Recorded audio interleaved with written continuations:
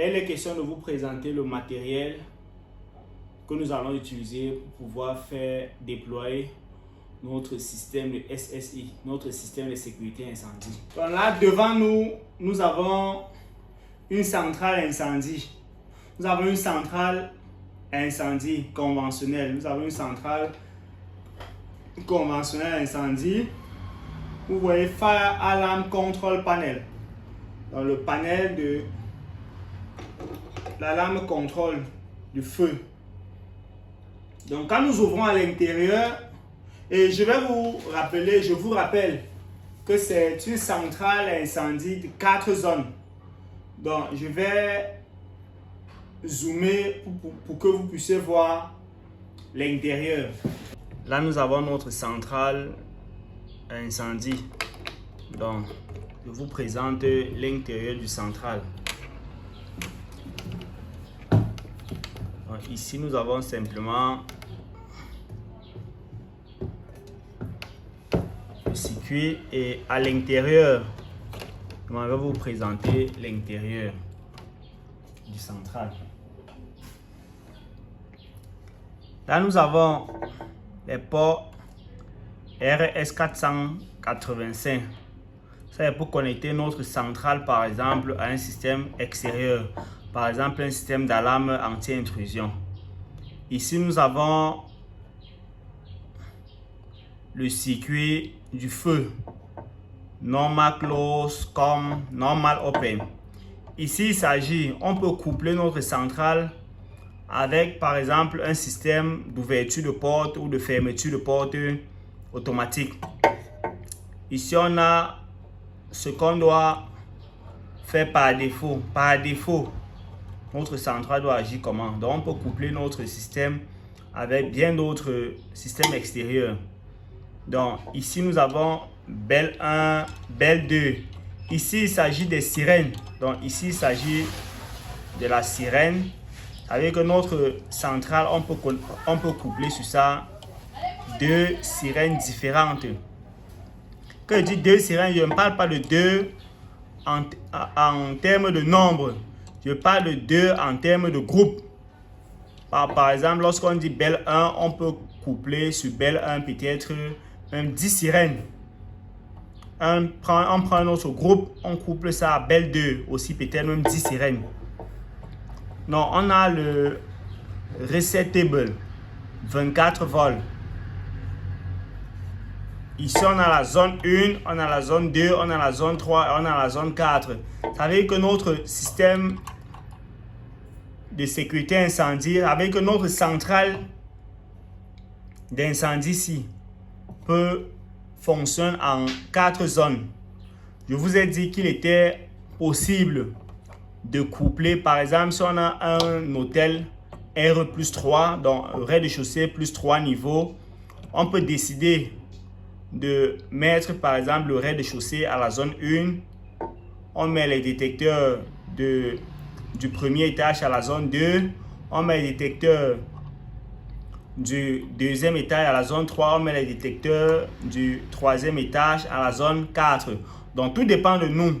Donc là il est question de présenter simplement l'intérieur du central. Ici également on a nos lignes extérieures. Donc on a le L, le N et le E. Donc ça veut dire la phase, le neutre et la prise de terre. Pour ceux qui utilisent les bâtiments protégés, il est toujours recommandé. Donc c'est ici qu'on va mettre la source d'alimentation alternative.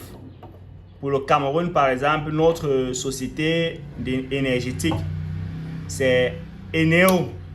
Donc c'est ici qu'on met le 220 volts. On a ici notre câble pour connecter notre source continue qui peut être la batterie. Donc c'est ici qu'on va connecter notre batterie de 12 volts 7 ampères. Maintenant le câble-ci,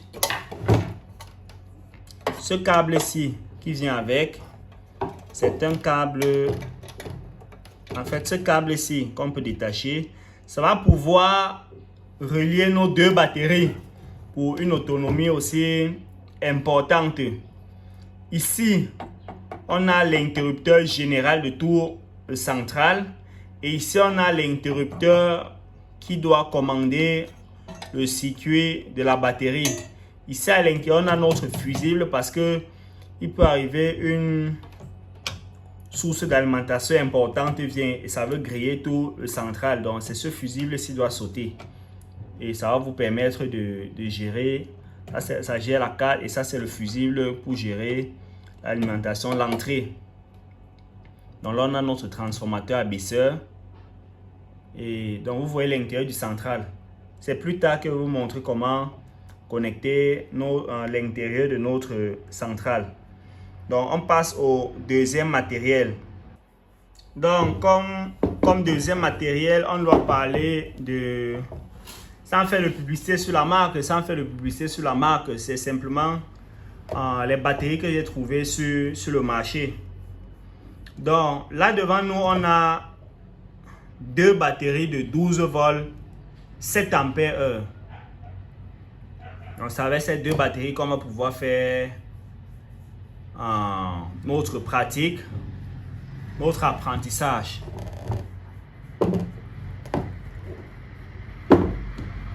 Et devant nous également on a notre détecteur, nos détecteurs de... J'ai cherché tellement les détecteurs de fumée sur le marché, j'ai pas trouvé. Donc j'ai plutôt acheté les détecteurs de chaleur, vous savez qu'ils jouent le même rôle. Et la façon de leur brancher est pareille. Donc là devant nous, on a notre détecteur de chaleur. Donc j'ouvre, vous voyez, regardez ici, vous voyez le sens. Il y a toujours, sur tous les détecteurs, il y a les insignes pour vous montrer comment ouvrir et fermer. Donc comme ça c'était fermé. Pour l'ouvrir, vous glissez simplement là et vous ouvrez. Donc c'est ici qu'on fixe les câbles d'incendie. Et vous voyez notre détecteur. Donc lorsque vous voyez là sur le détecteur, on a zone plus, remote indicator. On a zone moins out, on a zone in, on a zone moins in, on a remote indicator. Donc on a le 1, le 2, le 3, le 4. Dans certains détecteurs, vous allez plutôt trouver le 5, le 6, le 7 et le 8. Donc en fonction de chaque détecteur, il y a une manière de la brancher. Et quand vous prenez le détecteur, vérifiez toujours, il y a certaines informations que le fabricant passe. Vous voyez là par exemple, operating voltage.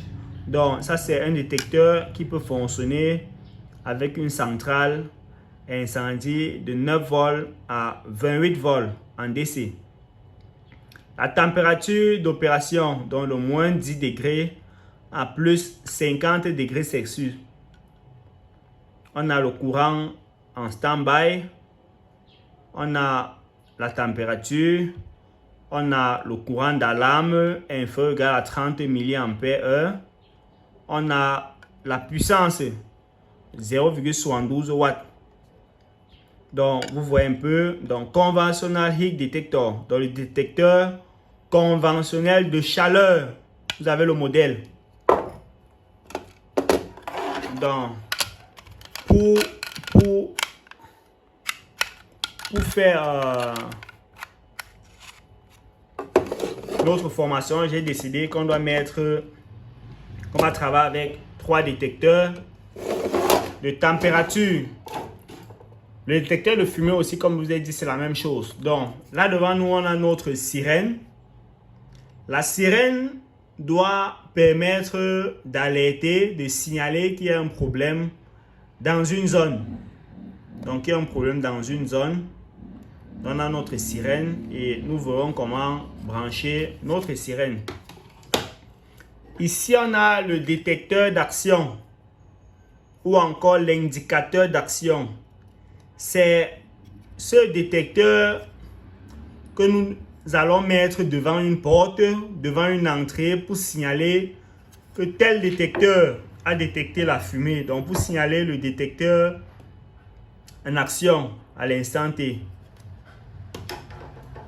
Là, nous avons ce qu'on appelle le détecteur manuel ou encore le déclencheur manuel. Il faut savoir qu'il y a deux types de détecteurs. Il y a les détecteurs de fumée automatique. Donc, voici ce qui est automatique. Lorsqu'il voit le feu, la fumée, il signale au système. Or, ceci, c'est plutôt le détecteur manuel ou encore le déclencheur manuel. Celui-ci, comme vous comprenez bien le mot manuel, donc il s'active manuellement.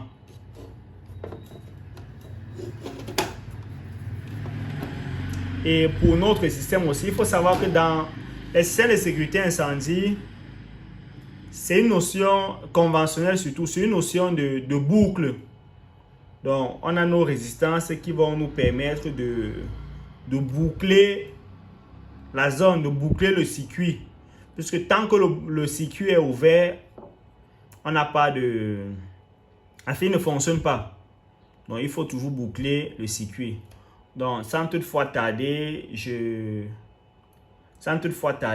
on passe à la phase suivante.